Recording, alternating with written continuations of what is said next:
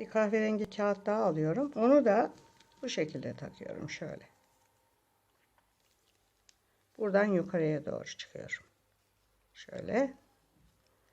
Bunu da burada. Şu vaziyette çıktım.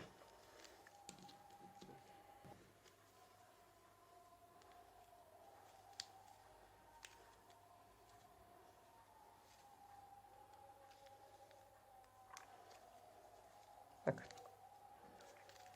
Tamam mı?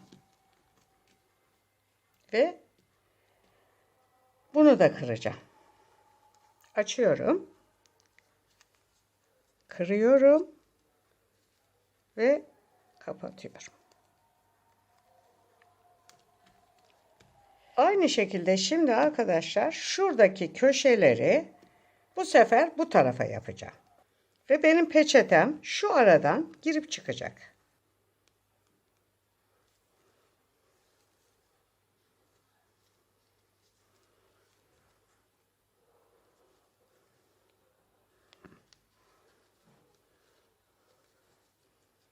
Bakın.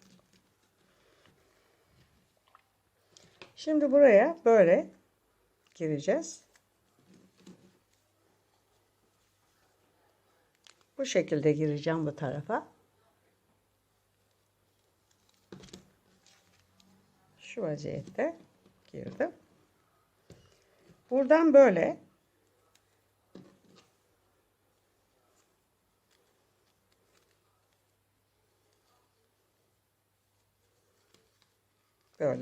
bakın şöyle şu aradan dışarıya.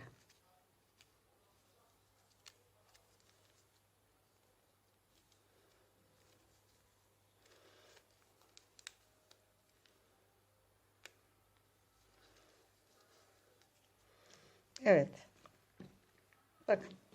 Şuradaki köşenin aynısını buraya yapıyoruz.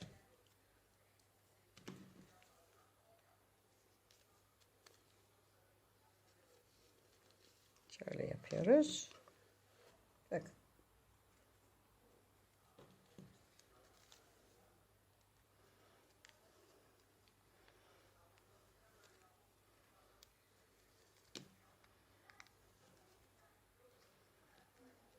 Evet. Evet. Şimdi buradan bir tane daha böyle takıp şuraya birleştireceğim. Evet arkadaşlar. Şeyimizin peçeteliğimizin ağız kısmı bu şekilde yapılacak.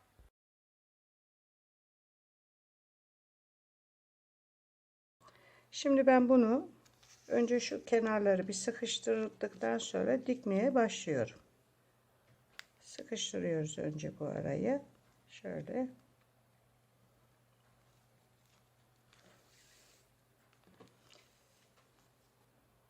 Evet.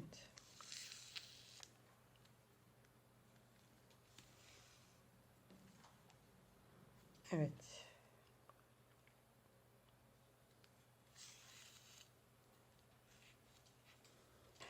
Bu iki bölüm halinde oluşacak. Bir altı, bir üstü. Altla üstün arasında fermuar dikeceğiz.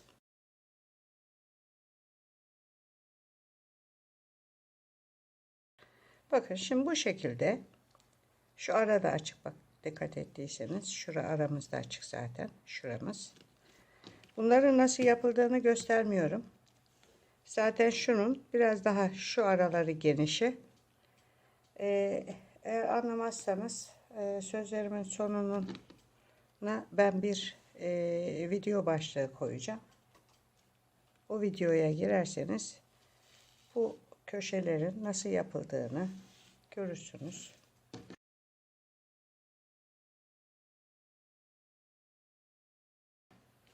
Önce şurayı ben bir tutturayım. Sıkıca. Ondan sonra buradan itibaren başlıyoruz dikmeye.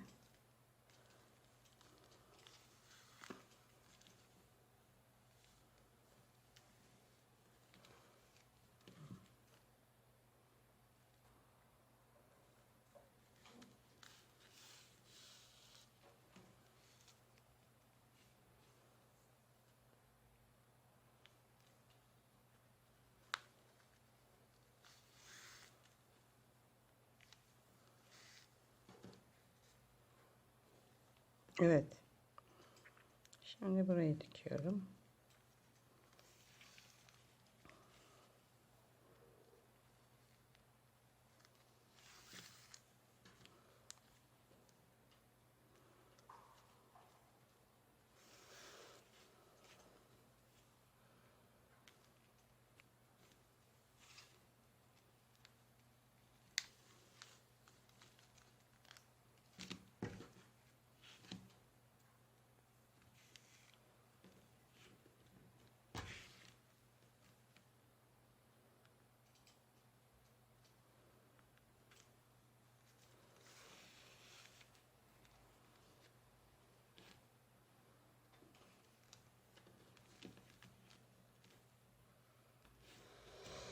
Burayı bu şekilde böyle dikeceğiz.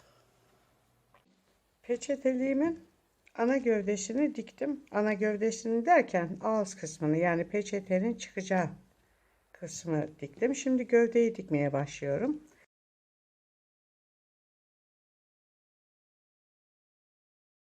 İster bu şeridi şöyle birleştirerek bu şekilde buna ilave edersiniz. İsterseniz benim gibi açık yapıp daha sonra ağız kısımlarını birleştirirsiniz. Bu artık size kalmış bir şey. Peçetenin ağız kısmına şu gövdenin bir tanesini ekliyorum. Bu şekilde dikerek bunun birleşmesini tamamlayacağım. Şu vaziyette yapıyorum ve bununla bunu birbirine sıkıca dikiyorum.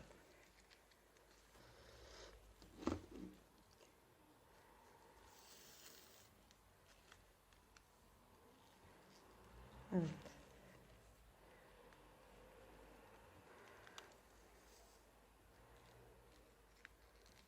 Şimdi bu şekilde tutup bununla bunu birbirine sıkıca dikiyorum.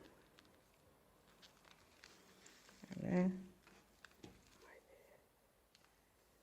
Evet.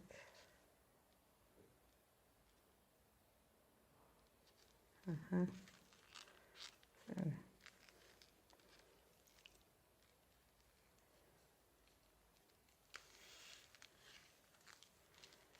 Şöyle dikiyoruz burayı.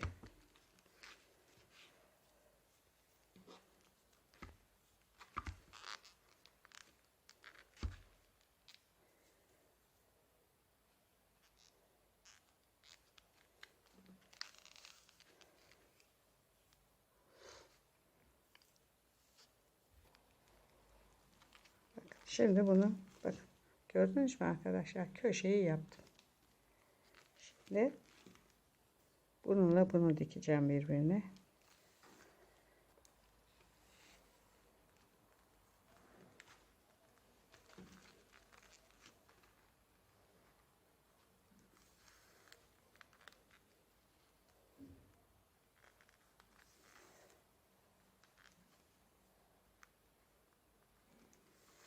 Evet, burayı böyle komple dikeceğiz. Bakın, şimdi bu sırayı dikmeye başlıyorum.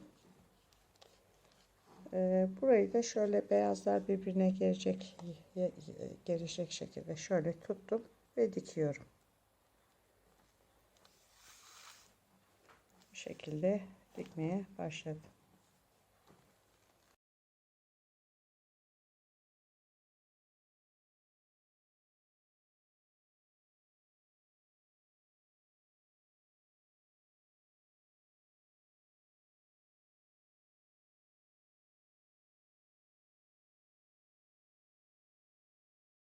Bu şekilde şöyle komple dikeceğiz.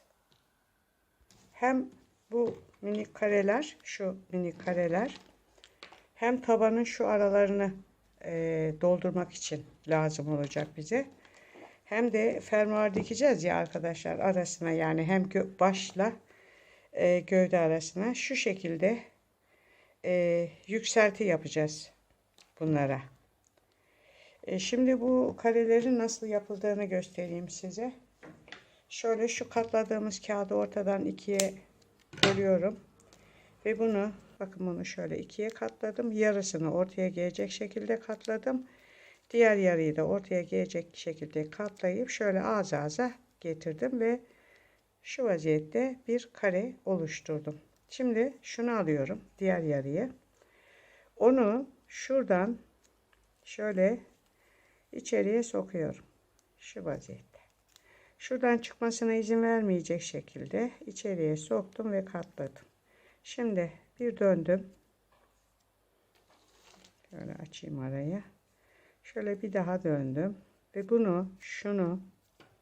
şu fazlalığını şöyle uçurayım rahat girsin diye.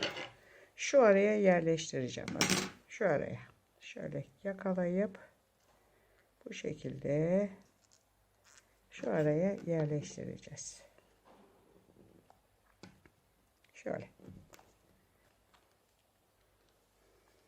Bakın bu şekilde yerleştireceğiz. Beyazın yerine yine şu beyazı dikeceğim. Şu şekilde. Buradan yakalayacağım.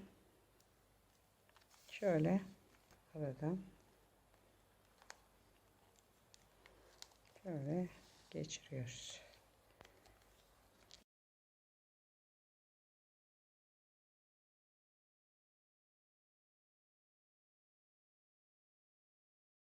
Tamam.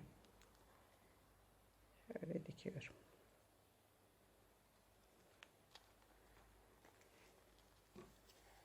Evet.